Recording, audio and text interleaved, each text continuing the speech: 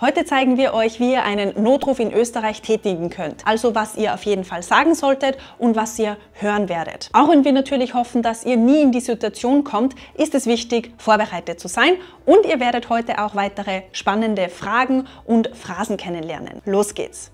Wenn ihr in Österreich einen Notruf tätigen möchtet, dann könnt ihr diese Nummern wählen. Je nachdem, ob ihr die Polizei, die Rettung oder die Feuerwehr anrufen möchtet. Hier seht ihr auch die Euro-Notrufnummer und andere Dienste der Telefonseelsorge. Und wie ihr vielleicht gerade gehört habt, habe ich gesagt, einen Notruf tätigen.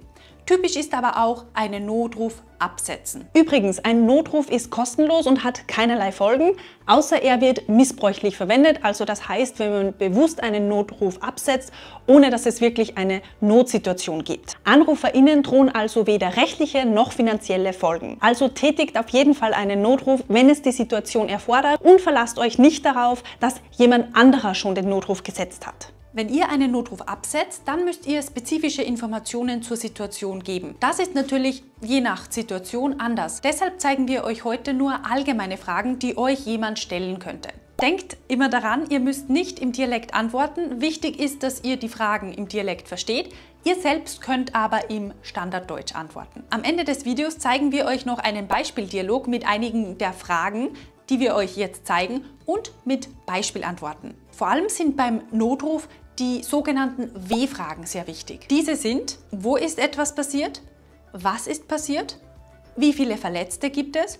Und wer ruft an? Sagen wir, ihr ruft die Rettung unter 144 an. Dann werdet ihr wahrscheinlich das hören. Rettung, Notruf, grüß Gott. Jetzt sagt ihr, warum ihr anruft. Je nach Situation ist das natürlich unterschiedlich. Zum Beispiel könntet ihr mit einer Gruppe FreundInnen mit dem Rad unterwegs sein und jemand ist vom Rad gestürzt. Ihr beschreibt die Situation also so und dann werden euch noch weitere Fragen gestellt, damit die Person am anderen Ende des Telefons genau einschätzen kann, um welche Situation es sich handelt. Wir gehen jetzt mögliche Fragen mit euch durch, damit ihr hört, wie sie im Dialekt klingen und damit ihr damit üben könnt. Ihr könnt gerne immer das Video stoppen und versuchen, die Fragen zu beantworten.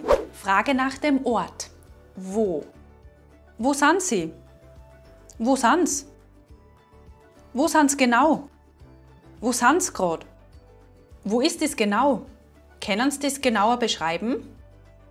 Was ist in der Nähe? Fragen nach der Situation.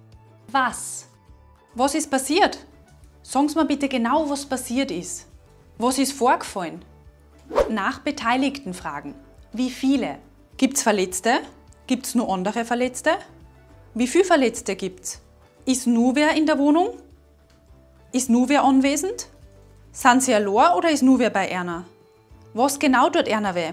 Was genau tut ihm oder ihr weh? Hat er, sie Schmerzen? Wo tut's ihm oder ihr weh? Ist er, sie die Person bei Bewusstsein? Ist er oder sie ansprechbar? Kann er oder sie normal sprechen? Kann er oder sie atmen? Persönliche Daten abfragen. Wer? Wer spricht bitte? Sagen Sie mir bitte nur, wie Sie heißen. Wie heißen Sie? Wie ist Ihr Name bitte? Sagen Sie mir nur bitte Ihren Namen. Unter welcher Nummer können wir Sie zurückrufen? Unter welcher Nummer können wir Sie erreichen? Wie ist Ihre Telefonnummer? Sagen Sie mir bitte nur Ihre Telefonnummer. Ganz wichtig, legt nicht einfach auf, sobald ihr alle Informationen gegeben habt, sondern wartet, bis die Leitstelle aufgelegt hat. Und bis dahin folgt einfach den Anweisungen der Person am anderen Ende des Telefons. Das könnte zum Beispiel so klingen. Bleiben Sie bitte nur am Telefon. Bleiben Sie bitte nur dran. Bitte legen Sie nur nicht auf. Und noch ein Tipp von uns: Wenn ihr zum Beispiel euren Namen angeben müsst, dann könnte es sein, dass euch die Person am Telefon bittet, euren Namen zu buchstabieren. Das könnte so klingen. Können Sie es bitte buchstabieren? Wie schreibt man das? Wie buchstabiert man das? Und wie ihr darauf antworten könnt, also wie ihr euren Namen buchstabieren könnt, das haben wir euch schon einmal in einem anderen Video gezeigt. Schaut euch das auf jeden Fall an. Wie versprochen haben wir jetzt noch einen Beispieldialog für euch. Dieser Dialog ist 100% im Dialekt. Wenn ihr euch also noch nicht ganz sicher seid, ob ihr alles verstanden habt, dann schaltet die Untertitel ein. Diese sind im Standarddeutsch. Rettung, Notruf, grüß Gott. Ja, grüß Gott, da spricht Berger. Wir sind mit dem Radl unterwegs und mein Freund ist gestürzt und hat sich verletzt. Okay, wo sind's genau? Wir sind am Radlweg um den Wallersee, kurz nach Neumarkt. Gut. Was ist genau passiert? Ein Hund ist uns eingelaufen und mein Freund hat nicht mehr rechtzeitig ausweichen können und ist vom Radl gestürzt. Ist ein Freund nur ansprechbar? Ja, er kann normal atmen und sprechen, aber sein Knie bliert und er kann nicht mehr aufstehen. Gibt es noch andere Verletzte? Na, nur mein Freund. Gut, wir schicken gleich einen Rettungswagen los. Sagen Sie mir bitte nur, wie Sie heißen. Mein Name ist Nathalie Berger. Können Sie das bitte buchstabieren? Ja, sicher. Das ist Bertha, Emil, Gustav, Emil, Richard. Danke. Und wie ist Ihre Telefonnummer, unter der wir Sie erreichen können? Das ist 0664 43 58 92. Gut, dann bleiben Sie bitte beim Verletzten und sind telefonisch erreichbar. Wir kommen so schnell wie möglich. Auf Wiederhören.